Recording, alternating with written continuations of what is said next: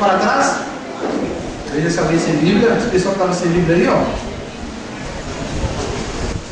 O pessoal que está sem Bíblia. Alguém prestou a Bíblia para você? Quem ainda está sem Bíblia? Deixa eu ver. Quem está sem Bíblia? Quem está sem Bíblia? Olha, tem uma pessoa sem Bíblia ali, ó. Cara de pau, divide a Bíblia. Divide a Bíblia. Vamos compartilhar o Sagrado. Divide aí. Muito bem. Marcos capítulo 8. A gente vai ler uns 4 versículos só. Mais uma vez, vamos nos colocar em pé, por gentileza. De alguém perguntou assim: por que quando o pessoal vai na igreja, vai ler a Bíblia, vai ficar em pé? Alguém falou assim: é por respeito a Deus, né? Ué, toda vez que você dá Deus, você fica em pé? Imagina você. Só se foi no ônibus, né? Você não senta de maneira alguma, né? Está lá preso na Bíblia no ônibus, mas é em pé. Mas se for em casa, você está sentado no sofá, você vai ficar em pé? É costume, né? Mas vamos ficar em pé. Marcos capítulo 8, verso 34. Quem achou de amém? Então, convocando a multidão e juntamente com seus discípulos, disse-lhes. Então, convocando a multidão e juntamente com seus discípulos, e Jesus está falando, né? Então, convocando a multidão juntamente com seus discípulos, disse-lhes: se alguém quer vir após mim, a si mesmo se negue, tome a sua cruz, siga-me. Verso 35. Quem quiser, pois, salvar a sua vida, irá perdê-la. E quem perder a vida por causa de mim e do Evangelho, irá salvá-la. Talvez na sua Bíblia seja a palavra alma, mas é a mesma coisa. Ou vida ou alma. Então quem quiser salvar a sua alma, irá perdê-la. Quem perder a sua alma por causa de mim, por causa do Evangelho, irá salvá-la. Verso 36. Que aproveita o homem ganhar o mundo inteiro e perder a sua alma? Verso 37. Que daria um homem em troca da sua alma? Amém? Curva sua cabeça, feche seus olhos, mais uma oração ao Senhor. Querido Deus e Pai, nos dá agora aquela concentração que a gente precisa e o mais importante, quebranta o nosso sentimento e convença a nossa razão, para que a Tua palavra possa ter vida na nossa alma. Nos abençoa em nome de Jesus. Amém. Vamos sentar um pouquinho? Muito bem. Muito bem. Problemas que todo ser humano tem. Um monte, né? Falta de dinheiro. Não. Alguns, né? Fabinho, tudo bem, não pegou agora? Beleza? Alguns não têm falta de dinheiro, né? Problemas que todo ser humano tem. Problemas assim gerais, que afetam pessoas do hemisfério norte do planeta, do hemisfério sul, do hemisfério oeste e leste, pessoas ricas, pobres, pessoas ignorantes, pessoas extremamente letradas. Problemas gerais. Dois problemas eu citei. O primeiro deles: como é que eu faço para eu ser uma pessoa feliz pelo resto da minha vida? O universo em que a gente vive, eu olho ao redor e a maioria das pessoas que eu vejo, pelo menos é o que elas transmitem para mim, a maioria das pessoas que eu vejo parecem ser pessoas infelizes. Como é que eu faço então para eu ser uma pessoa feliz pelo resto da minha vida? Diferente da maioria das pessoas que eu vejo. Como é que eu faço para que os meus relacionamentos com as pessoas sejam satisfatórios? Às vezes eles não são. Como é que eu faço para que a minha profissão, o meu emprego, o meu trabalho não seja um troço maçante, um negócio chato, sabe aquela coisa que, não, eu quero um emprego que eu sinta prazer de levantar na segunda-feira, quando no domingo à noite, quando começa a terminar os gols fantásticos, não me vê aquela tristeza, me vê uma alegria, vem uma satisfação, né? Eu quero viver o resto da minha vida com um bem-estar emocional, um bem-estar físico. Não preciso ter aquela saúde de meu avô tinha, né? Que morreu com 100 anos de idade, com todos os dentes na boca, mas uma saúde boa, pelo menos que eu não fique definhando pelo resto da vida. Enfim, como é que eu faço para que o resto da minha vida eu seja uma pessoa feliz? Esse é um grande problema que as pessoas enfrentam. Todo mundo luta em função disso. O outro problema que todo mundo também enfrenta é o seguinte: como é que eu vou lidar com a minha vida depois que a minha vida se acabar? Sabe que eu falo para mim aqui? Sabe que um dia você vai chegar lá, né? Um dia você vai morrer, eu vou fazer o seu culto fúnebre. Então naquele dia do adeus, você vai embora e a gente vai ficar chorando. Paciência, é a vida, né? Porque um dia a gente vai também. Todo mundo vai se encontrar um dia, mas o grande problema é que as pessoas pensam, até aquelas pessoas que se dizem ateias, até os ateus, eles sofrem com isso. Por quê? Porque na cabeça do ateu, Deus não existe. Não é só Deus que não existe. Na cabeça daquele que não acredita em Deus, ele acha que morrer é uma coisa que faz tudo desaparecer. E quando você morre, você desaparece, tudo desaparece, até a sua consciência desaparece. Um dia, numa aula de biologia, quando eu era garoto, estava estudando, e aí eu vi um professor de biologia muito inteligente, muito sábio, né? Cheio do seu conhecimento na área dele, biólogo. Ele ele disse assim na sala de aula: a vida na verdade é a matéria, eu sou biólogo, não sei disso, morreu, acabou. Então até para os ateus, eles têm um grande problema, porque é um desespero a pessoa saber com certeza no coração dela, de que quando ela morrer tudo vai acabar e não vai ter mais nada. E aqueles que são a maioria, que acreditam que depois da morte física tem alguma coisa, eles também sofrem o tempo todo. Por quê? Porque eles não têm muita certeza como é que vai ser essa vida, ou essa meia-vida, ou essa existência depois da morte. As pessoas, a maioria das pessoas não tem esse tipo de conhecimento, não tem clareza assim. Então o pessoal sofre. Então são dois problemas que todo ser humano ele lida com ele do começo ao final da sua vida. Em resumo, nós temos dois problemas. Aliás, esse resume em um. Como é que eu faço para eu não desperdiçar minha vida? Como eu faço para não gastar minha vida? Nos dois sentidos. Porque se eu vivo de uma maneira e eu morro, e eu acho que depois da morte tem alguma coisa, então eu sei que depois da morte a minha vida vai ter ligação com a minha vida hoje. Então como é que eu faço para não perder a minha alma, usando as palavras de Jesus, depois que eu morrer? E mesmo que se você não acreditar na vida depois da morte, você vai ter aquela expectativa: bom, eu tenho a minha vida, eu tenho a minha alma, né, que é a minha existência. Como é que eu faço para eu não desperdiçar minha vida nos 70, 80 anos que eu tenho daqui para frente? Então são dois problemas que as pessoas enfrentam, que se resumem a única coisa: como é que eu faço para não perder a minha alma? No texto que a gente leu, a palavra perder a alma significa gastar a minha alma, trazer prejuízo para a minha alma. Minha alma, como eu te falei no começo, não é só o meu ser espiritual. A alma aqui é aplicada no sentido da minha vida. Quando Jesus fala da alma, ele está falando da sua vida como um todo. Ele fala para a gente ter cuidado com a nossa alma, com o nosso ser, tanto o ser físico como o ser que não é físico, o ser espiritual que não é físico e o ser material visível. Então ele diz assim: ó, cuidado com a sua alma. Então ele diz agora, como é que você precisa tomar cuidado para você não gastar, não trazer um prejuízo, você não perder a sua alma, porque senão depois da morte você vai ter um prejuízo. Essa é uma expectativa. Se você é aquele que acredita que depois que morre não tem nada, você está ferrado, porque não tem nada e você vai morrer e vai viver como? Se não existe nada. Então é um desespero, é uma angústia. E que aí aquele pessoal que tem uma visão não muito certa depois da morte também sofre. Como é que eu vou fazer? Eu ouvi dizer que tem um papo de encarnação, reencarnação. E também eu ouvi uma conversa de que algumas pessoas depois que reencarnam, elas não voltam como seres humanos, voltam como animais. É um negócio assim? Não. Esses dias eu matei uns seres humanos lá em casa, lá, os bichos que apareceram, umas baratas, tem um gato que faz xixi na porta da minha casa toda noite, né? Então, para pegar aquele gato, né? Se ele for a reencarnação de alguém que viveu com outra vida, ele está ferrado no dia dele, estão contados. Mas eu vou reencarnar, eu vou voltar sendo um gato, como é que vai ser? Ou se eu voltar sendo como ser humano, como é que vai funcionar? Então não tem muita clareza, tudo muito confuso. Alguns dizem assim: ó, na verdade você fica dormindo até que um dia Jesus te acorda. É um negócio meio bagunçado. Alguns falam assim: ó, tem um lugar bom para ir, junto de Deus também tem um lugar ruim, tal do inferno, mas também não tem muita certeza. Enfim, tudo isso traz aquela ideia de prejuízo. Então eu preciso não perder minha alma depois que a minha alma foi embora. Mas o mais importante nesse momento é eu pensar que eu não posso gastar, prejudicar minha alma enquanto a minha alma não está indo embora. Eu tenho que pensar agora na minha vida presente. A minha alma é a minha existência. Então eu tenho que pensar assim: eu preciso tomar cuidado para não desperdiçar a minha vida. E aí cuidado, hein? As decisões que você tomou no passado, então, sonhos que você fez, pessoas que você selecionou para serem suas parceiras de negócio ou de relacionamentos. Então, você tem alguns prejuízos e tem alguns acertos. Você tem que tomar cuidado para que hoje você não tenha mais prejuízo. Mas existem algumas coisas que a gente fez no passado que hoje não tem mais como voltar. O prejuízo já está feito. E a gente sofre com isso. Hoje tem algumas decisões que a gente está tomando, tem algumas situações com as quais a gente está lidando. Você precisa tomar cuidado para não desperdiçar a sua vida agora nessas decisões. E existem coisas que a gente pensa em fazer no futuro. A gente tem alguns sonhos, tem uns pensamentos, e dependendo como é que a gente vai definir o nosso futuro, vai caminhando para o futuro tem várias portas, né? Dependendo da porta que eu escolher, meu futuro pode ser melhor ou pior. Meu futuro pode fortalecer, engrandecer a minha alma, a minha vida, ou ele pode destruir a minha vida. Então, por exemplo, se você não tem bons relacionamentos com a sua família, e se você vai viver até os 100 anos de idade, pense assim: depois dos 70 anos de idade, provavelmente você vai depender 100% da sua família para tudo. Então, se eu, ao longo do tempo, os outros anos que me restam, se eu não investir nos meus relacionamentos com aqueles mais próximos de mim, como é que vai ser então a minha velhice? Como é que vai ser então a minha segurança financeira? Se eu sou aquele cara gastão que não pode nem honrar no bolso, tipo meu filho mais velho, né? Ele pega e torra, né? Não espera, né? A gente está doutrinando, tentando ensinar, mas é difícil. Pega e gasta o dinheiro.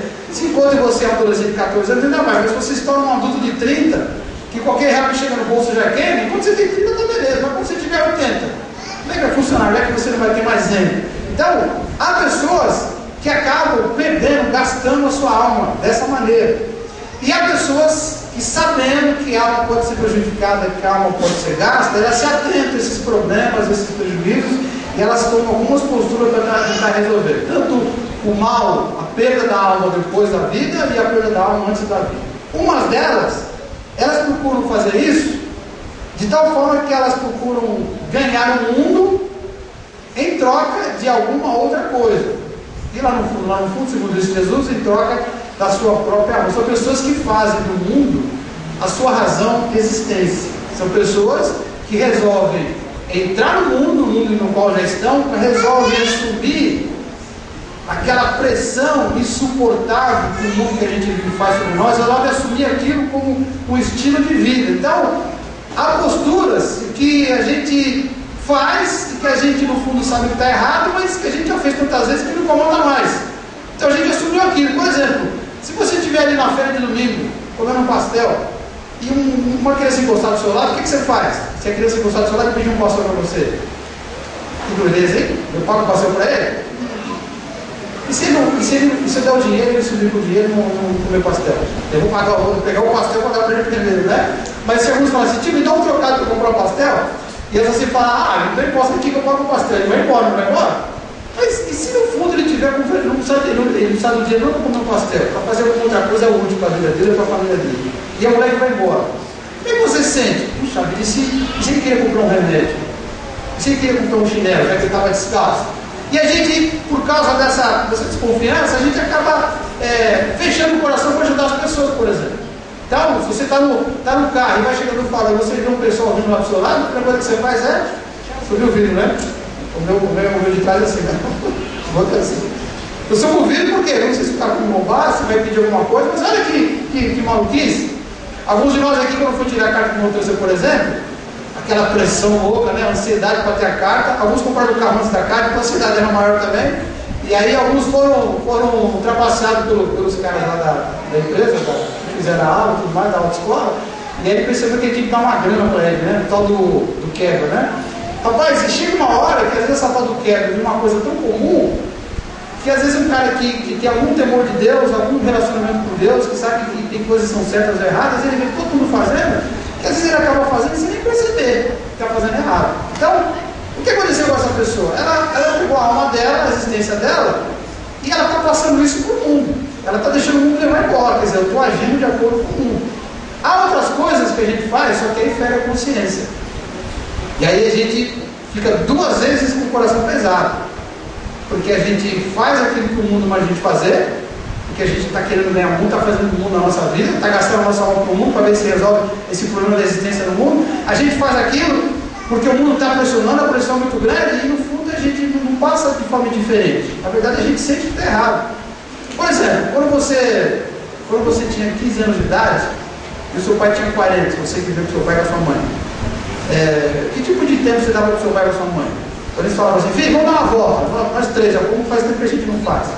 E você é adolescente, querendo passear, cuidar do meu pai, você está doido, né? Você dá uma volta no seu pai, como o pessoal diz hoje. Quando seu pai queria se aproximar de você não tinha tempo com seu pai. O engraçado é que um moleque de 15 anos que não tinha tempo com o pai, depois que ele fica adulto, que ele tem filho, ele faz a mesma coisa com o filho dele. Então o filho chega assim, diz para ele, pai, vamos brincar. Ele fala, não, eu tenho que trabalhar. Mas pai, você acabou de chegar do trabalho, mas eu tenho que terminar um serviço aqui. Ué. Então, esse tipo de coisa, por exemplo, por mais que a sua consciência esteja cheia de calo, isso dói pra caramba. São coisas que você não consegue, por mais que o mundo te obrigue a fazer, você não consegue fazer sem sentir um tipo de desconforto. Quando, por exemplo, a gente precisa de alguém lá no trabalho, e a gente não tem o menor interesse na pessoa. A pessoa daquela pessoa aí. Aquela pessoa não interessa em nada, mas eu preciso dela para alguma coisa, e de repente você se aproxima, você se flagra aproximando daquela pessoa só porque precisa dela. Esse tipo de coisa você pode ter a consciência mais dura do mundo. Quando você faz isso, você percebe que está errado. Até quando você faz uma maldade, puramente uma maldade para alguém, você não vou com a cara daquele cara que eu não vou ajudar ele que se vire sozinho. Esse tipo de coisa são exemplos de pressões que o mundo faz para a gente, para que a gente, entre aspas, ganhe o mundo.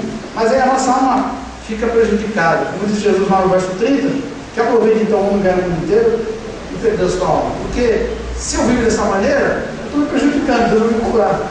E depois que eu morrer, eu vou me cobrar da mesma maneira. Então, o que eu tenho que fazer?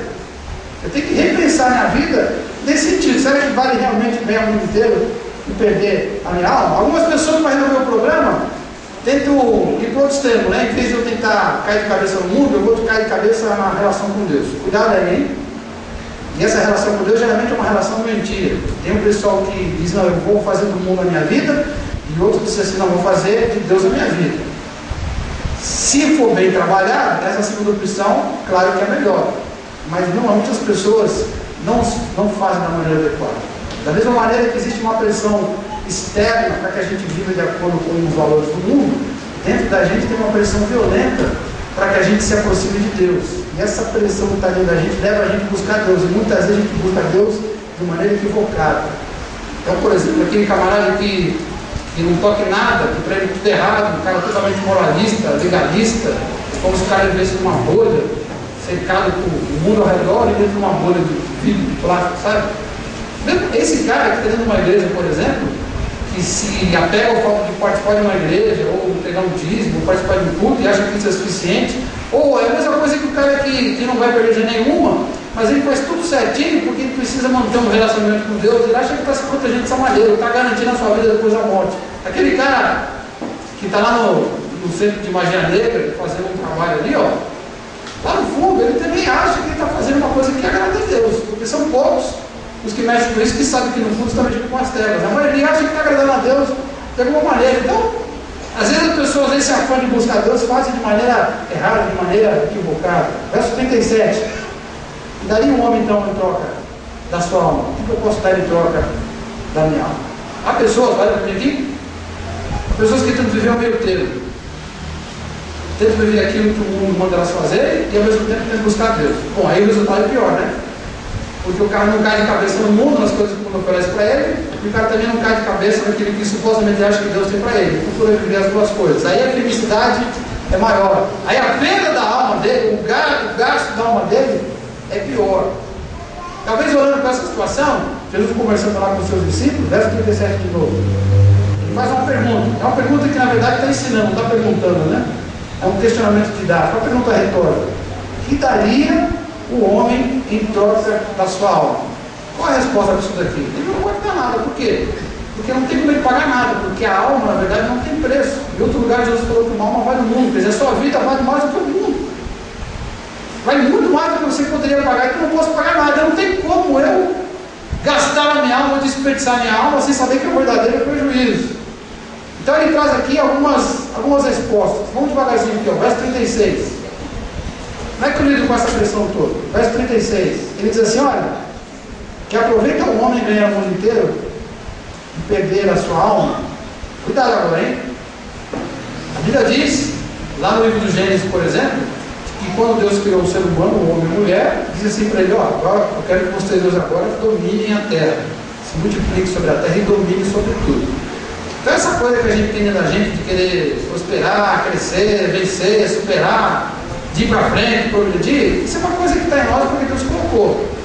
Tranquilo. A Bíblia também diz que eu preciso me esquecer daquilo que ficou para trás, não perder tempo com o passado, e tocar o barco para frente, aquilo que Deus conquistou para mim na cruz. Beleza. A Bíblia também diz que eu vou prestar contas de tudo que Deus coloca na minha mão. Tranquilo. Então, quando Deus fala aqui, que aproveita o homem ganhar o mundo inteiro e perder a sua alma, Ele não está dizendo que você não pode, presta atenção, que você não pode lutar no mundo, presta atenção, para conquistar aquilo que Deus colocou para você no mundo. Ele não está dizendo para você abrir mão daquilo que está no seu coração como a intenção de Deus. O que Deus colocou para você dominar nesse mundo não é para você abrir mão dessas coisas. O que Ele está dizendo aqui é para que, enquanto você está lutando para conquistar aquilo que Deus quer que você conquiste no mundo, Ele está dizendo para você não se render àquilo que existe no mundo que não presta, que prejudica a sua alma. Porque enquanto você está conquistando, há coisas que vêm para destruir. Você está conquistando com uma mão e o mundo tenta tirar com a outra. É como se fosse um saco furado. Não está condenando aqui o fato de você querer crescer em todos os aspectos da sua vida, não. Você está no mundo para vencer. Mas o fato aqui é você crescer a qualquer custo. Se eu estou trabalhando, por exemplo, eu sei que eu tenho que ter uma certa ética. E eu digo não só de ser honesto, de falar a verdade, mas ética envolve muitas coisas. Se eu tenho um relacionamento com as pessoas, se é um namoro, se é um noivado, se é um casamento, se é um amigo, eu tenho que ter um zelo por esse relacionamento. Se eu tenho bens nas minhas mãos, se eu tenho dinheiro nas minhas mãos, eu não posso ser um cara consumista, pega esse dinheiro e gasta de qualquer maneira. Se em algum momento eu tenho poder, eu tenho autoridade, nisso que eu estou conquistando, eu não posso usar esse poder, essa autoridade, o meu prazer, o meu deleite, para prejudicar as pessoas. Aliás, um dos valores mais fortes que o mundo tenta colocar na gente de goela abaixo é o prazer pelo prazer. Jesus está dizendo aqui, ó, você não pode aproveitar esse mundo inteiro sem perder a sua alma, se você se envolver naquilo que o mundo te ensina. Por exemplo, o mundo diz que você tem que viver o prazer pelo prazer. Tudo que a gente faz tem que ter aquilo de satisfação, de prazer. Se não tem, eu não vou fazer. Quem disse que tem que ser dessa maneira? Já viu aquela expressão que o cara fala assim, fulano de tal vender alma pro diabo, já viu isso ou não? Já vendeu alma pro diabo alguma vez? Espero que não, né? O pessoal sempre diz assim, bom, tem gente que vende alma pro capeta, né? E eu, sinceramente, eu nunca, pessoalmente, nunca conheci ninguém que tenha vendido alma pro diabo. Mas eu já vi um monte de gente que vendeu a alma para o mundo. O que o cara fez aqui, ó? Ele ganhou o mundo inteiro, mas perdeu a alma. Porque para ganhar o mundo, ele deu o que de troca? A vida dele, que não tem preço para o mundo. Por que eu preciso nunca vender a minha alma para o mundo? Por que eu tenho que ter esse cuidado? Porque a minha alma, como disse Jesus, ela tem um valor que não pode ser medido. E daí o homem troca da sua alma. Quanto vale a sua alma? Mais do que você está entregando para o mundo. Só uma vale um valor que você não tem noção. E eu estou pegando uma coisa que não tem valor, estou entregando para o mundo em troca de coisas que vão desaparecer ao longo do tempo. O que Jesus está ensinando? Olha, a sua alma, a preservação da sua alma, da sua vida, tanto a sua vida presente como a sua vida futura depois da morte, a sua vida não tem preço. Então você não pode pegar aquilo que tem preço e vender para comprar coisas que são consumíveis, coisas que vão desaparecer ao longo do tempo. Você tem uma alma, e o que você daria pela sua alma? Você não pode dar nada, porque o preço dela é maior do que qualquer coisa que exista no mundo. Está entendendo, senhor? Muito bem. Verso 34. Então, convocando aquelas pessoas, Jesus falou assim para elas: a si mesmo se negue e tome a sua cruz. A palavra cruz significa aquilo que a gente tem que carregar para o resto da vida. Já viu alguém falar assim? Tá vendo, essa aqui é a minha mulher, né? Essa é a cruz que eu tenho que carregar. Não, na verdade, não no sentido feio, né, pejorativo, mas no sentido em algum sentido, ela é realmente a minha cruz. Porque eu vou ter que carregá-la para o resto da vida.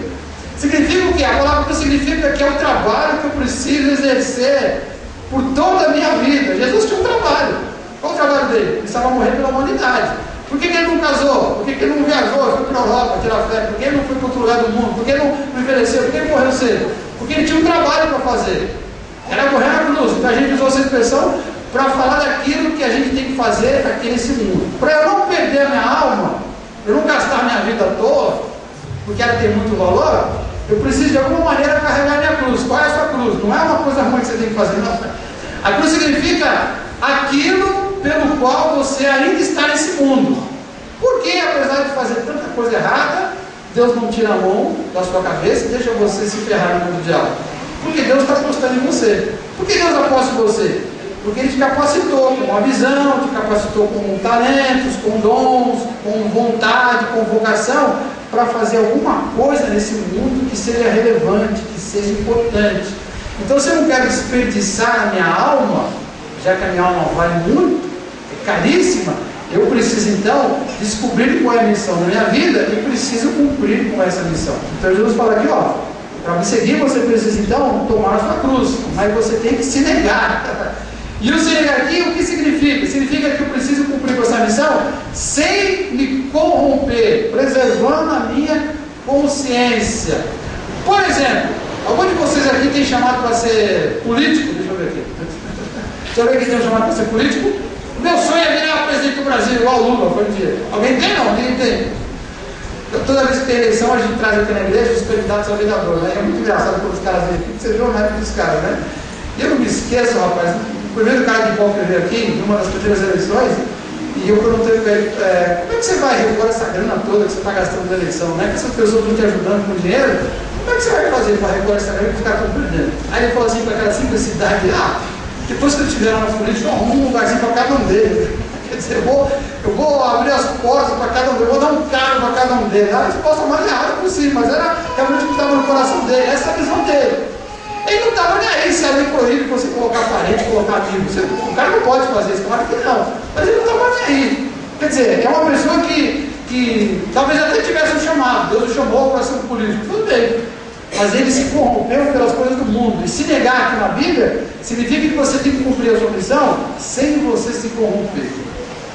Qual a missão que Deus deu para você? Você tem que cumprir essa missão sem se corromper. E você tem que cumprir essa missão, muitas vezes negando a você mesmo, até os seus próprios interesses.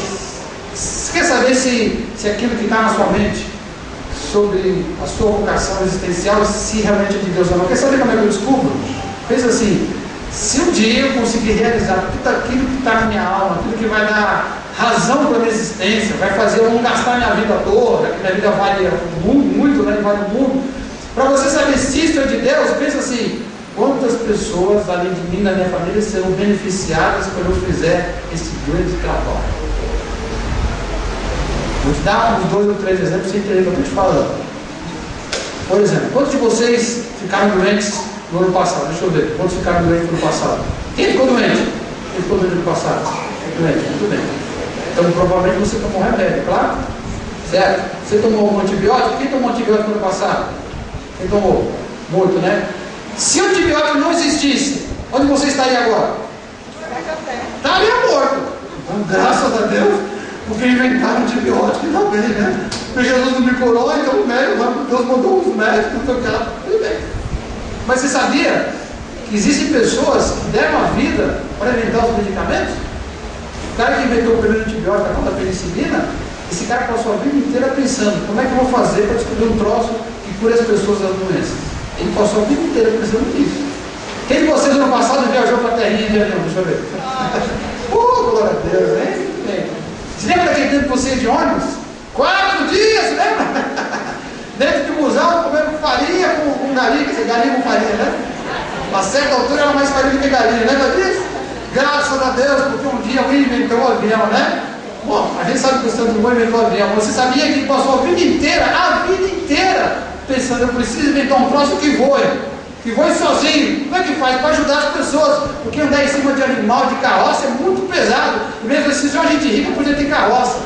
Olha só, esse cara deu a vida para que a gente fosse abençoado. São só alguns exemplos. Então, se você quer saber se a grande vocação que Deus deu para você, realmente Deus deu, pensa assim, quantas pessoas serão beneficiadas. Mas Jesus está dizendo, para levar a sua cruz, você vai ter que se negar. Muitas vezes você vai ter que pensar assim, eu vou escolher esse caminho aqui porque dá mais dinheiro? Não. Eu vou escolher esse caminho aqui porque as pessoas vão me aplaudir? Não. Eu vou escolher esse caminho aqui porque tem mais status? Não. Por que você vai escolher esse caminho? Porque é a vontade de Deus. Meu amigo, mas quando você está tentando fazer o que Deus quer, pelo resto da vida, vai aparecer um monte de oportunidades dizendo assim, por aqui é mais fácil, por aqui é melhor, por aqui dá mais dinheiro. Nesta hora, segundo Jesus, você vai ter que negar a você mesmo para poder levar a sua cruz. Se você não fizer isso, você vai gastar a sua vida inteira, e sua vida tem um valor tremendo, incomensurável, medido, não pode ser avaliado, vale uma fortuna incalculável a sua vida. Se você não entender qual é a sua cruz, se você não negar a sua cruz, você vai gastar a sua vida fazendo qualquer coisa. E quando chegar lá no final, você vai dizer, puxa vida, gastei a minha vida de bobeira. Verso 34. Então, convocando, disse-lhes, a si mesmo se neguem e tomem então a sua cruz. Diga assim, eu tenho uma missão, diga. Eu vou cumprir a minha missão. Pode falar? Eu vou cumprir a minha missão. Se você não sabe qual é a sua missão, diga de novo assim, eu tenho uma missão. Eu ainda não sei. Mas Jesus vai mostrar. Muito bem. Eu sei que eu tenho a missão, talvez eu não saiba, mas Jesus vai me mostrar. Verso 25. Porquanto, cuidado agora, hein? Quem quiser salvar a sua vida, irá perdê-la. Quem quiser preservar a sua vida do prejuízo, depois de morto ou antes de morto, vai perdê-la. E quem perder a vida agora por causa de mim, essa pessoa vai salvá-la, vai preservá-la, vai achá-la. Olha de novo para mim, ó.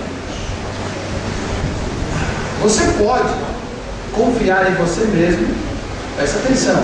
Primeiro, para você não conseguir se envolver com as coisas do mundo, você olhando para você mesmo. Eu tenho forças em mim mesmo para enfrentar o mundo que eu tenho que conquistar, mas sem me corromper em você mesmo. Há forças para você vencer o mundo que você tem que vencer, mas sem se corromper, sim ou não?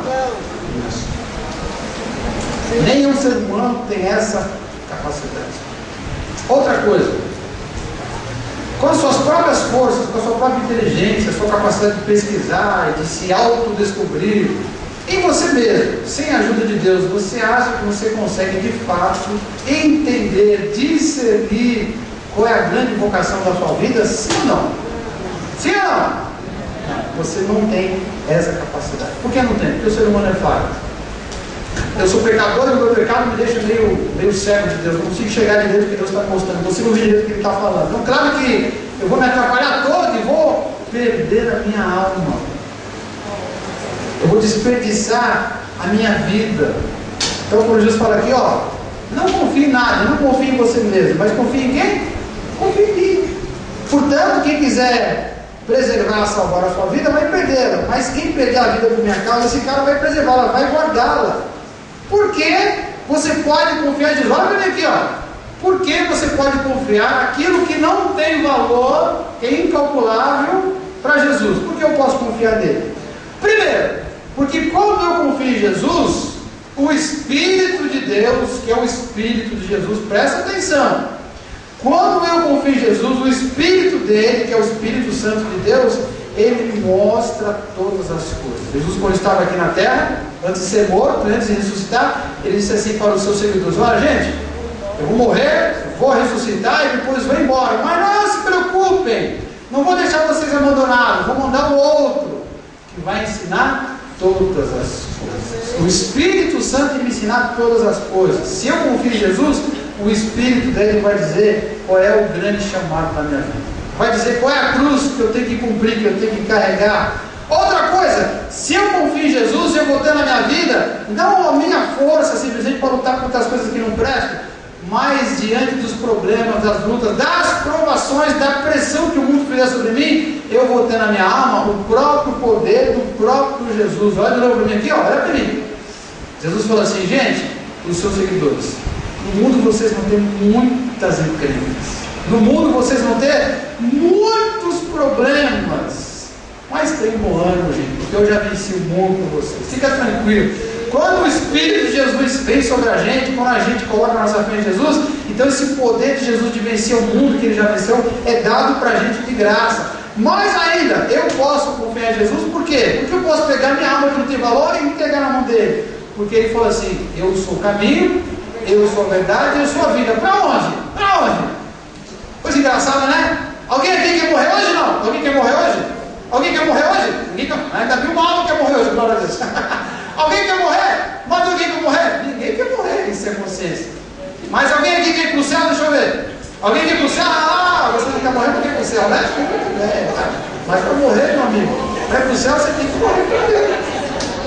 Jesus falou o seguinte: gente, não se preocupe. Vocês querem ir para perto do Pai? Querem ir no colo do Pai, para o nosso Deus? Eu sou o caminho, eu sou a verdade, eu sou a vida. E ninguém vem ao Pai a não ser que seja por mim. Quando eu confio em Jesus, eu não preciso me preocupar com essa bobagem de religiosidade, de ritual. Aliás, deixa eu abrir um parênteses aqui, ó. Hoje em dia, a maioria esmagadora das igrejas está fazendo magia. Igrejas evangélicas, hein? Magia. Opa, cuidado aí, hein? Cuidado aí. No tempo dos meus ancestrais, dos meus tataravôs, meus bisavôs, quando a coisa estava muito ruim, eles faziam uma mandiga para algum espírito. E num tempo muito mais remoto ainda, na antiguidade, as pessoas faziam a mesma coisa. Quando, por exemplo, os caras iam plantar e não chovia, eles faziam uma feitiçariazinha. Por que faziam uma feitiçariazinha? Porque eles achavam que havia uma entidade que cuidava do sol ou da chuva. Vamos agradar essa entidade. Eles faziam umas coisas de troca. Então há um ser espiritual que comanda, por exemplo, a saúde. Há um ser espiritual que comanda a chuva. Há um ser espiritual que comanda a guerra. Se eu vou para a guerra e eu quero vencer, se meu filho está doente eu quero que seja curado, se eu vou plantar e eu preciso que chova, vamos descobrir quem é a entidade espiritual que manda nesse negócio, e vamos fazer uma troca. E magia é isso, é troca. Eu dou para aquela entidade alguma coisa e ela me devolve. E hoje em dia as igrejas fazem o quê? Fazem magia. Olha, cuidado, hein? Cuidado. Essa religiosidade, esse ritualismo, cheio de rituais, cheio de babaquices espirituais ou espirituosos, quase engraçadas, são coisas que nada mais, nada menos são magias. É uma maneira grosseira de imitar o que os pagãos faziam no passado. Quem é a divindade? Dessa vez ele é Jesus é a divindade. Como no passado eram outras divindades, o futuro pode ser outro, mas hoje é Jesus. Então hoje vamos agradar a Jesus para conseguir as coisas de volta. E aqueles caras que não fazem magia, mas tem que ser certinho, sabe, aquele cara bitolado, tanto que faz magia, que se envolve com o ritual, como o cara que é bitolado, quando esses caras resolvem confiar em Jesus, nem a magia, nem a bitola tem mais nenhum sentido para eles. Por quê? Porque agora Jesus está no comando. Ele disse: eu sou o caminho, eu sou a verdade, eu sou a vida. Esquece esses besterol, esquece essas bobagens, esquece esse monte de ritual, esquece essa macumba espiritual. Os caras, por exemplo, esse é o mais clássico, né? Para que a vida financeira prospere, eu tenho que fazer o quê? Segundo essa magia evangélica, eu tenho que dar o dízimo. O que é essa intenção maluca? Eu estou comprando o favor da divindade. Opa! Sendo que a Bíblia não diz que está comprando o favor de Deus. Se Deus abençoa a minha vida financeira, é pura graça. Meu amigo, se eu pegar todo o dinheiro que eu já ganhei, todo o dinheiro que eu ainda vou ganhar pelo resto da minha vida, e eu entregar para Deus, não paga nem um centavo do que Ele já fez por mim. Não tem troca, não tem pagamento. Tudo que Deus me faz prosperar é graça. É pura graça. Eu sou o caminho, eu sou a verdade, eu sou a vida. Se eu confio em Jesus, essas bobagens caem por terra. Diga glória a Deus. Você tem medo de morrer? Não devia ter medo de morrer. Porque Jesus falou assim: aquele que tem em mim, ainda que morra, louvado seja o nome do Senhor. Sabe aquele ateu pagão que está desesperado porque sabe que depois da morte não tem nada? Na hora que ele esquece o paganismo dele, esquece o ateísmo na cabeça dele, a maluquice de não acreditar em nada, ele esquece essa bobagem do ateísmo, diz assim: agora eu vou confiar em Jesus. Então esse medo desaparece, porque essa promessa de Jesus cai também sobre ele, sobre a vida daquela pessoa que não acreditava em nada. E aquele outro que sabia que depois da morte tinha alguma coisa, mas não sabia exatamente como é que funcionava, a hora que ele confia em Jesus, ele não precisa ter medo, mas vai dormir, vai ressuscitar, vai ficar em coma, vai reencarnar, ele vai esquecer tudo isso, porque Jesus falou que depois que ele morrer, ele vai ter uma vida nova. Por quê? Porque o próprio Jesus teve uma vida nova. Olha para mim aqui, ó. Olha para mim. Quantos líderes espirituais famosos existem no mundo? Já existiram no mundo? Fala aí. Gandhi, fala aí. Padre Marcelo, nós estamos morrendo. Gandhi. Ele está bem gordo, acho que ele vai morrer logo. Está bem gordão, né? O Paulo II já morreu, o Gandhi, o Buda, o que mais? O profeta Maomé. Beleza. Presta atenção que eu vou te falar. Qualquer lugar do mundo em que você for, vai ter alguém dizendo assim: olha, aqui tinha uma pessoa que era um líder espiritual. Ah, tinha? Por que tinha? Ah, porque faz tempo, ele já morreu. É mesmo? E onde é que ele está enterrado? Deixa eu ver. Os caras vão te mostrar o lugar onde ele está morto.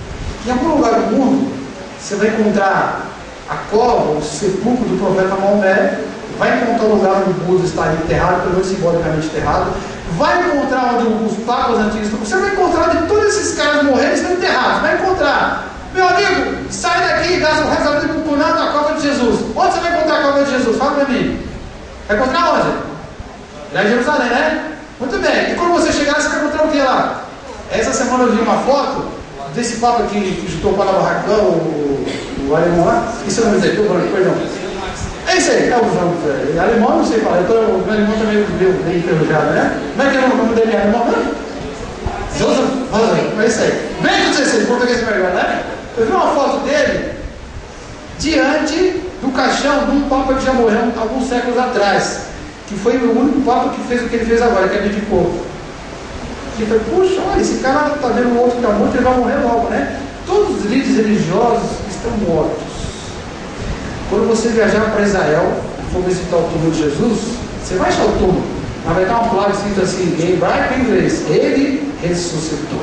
Meu amigo, nunca mais eu vou ter medo da morte, porque Jesus já ressuscitou. Foi o único que ressuscitou. Eu posso confiar nele, porque ele vai me garantir a minha qualidade de vida enquanto eu estou vivo e vai garantir a minha vida depois que eu estiver morto. É engraçado isso, né? Mas depois que eu estiver morto, já que eu confio nele, depois está mais rico do que nunca. E daí o homem troca da sua alma? Ele não pode dar nada, porque a alma não tem preço, cara. Aliás, a alma tem preço. Cuidado agora, hein? Cuidado agora que você vai falar. Cuidado. A alma tem um preço. É muito caro, eu não sei quanto é. Jesus falou que vale o mundo, mais que o mundo. Mas quanto é isso? Eu sei de uma coisa, eu não tenho como pagar a minha alma. O cara tem um preço tremendo. E é tão caro que eu não posso gastar com bobagem.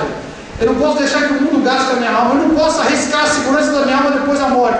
Enquanto eu estou vivo, como ela é caríssima, eu vou cuidar da melhor maneira possível. E depois que eu morrer, eu vou cuidar da melhor maneira possível. Como? Confiando em Jesus. Por que eu posso confiar nele?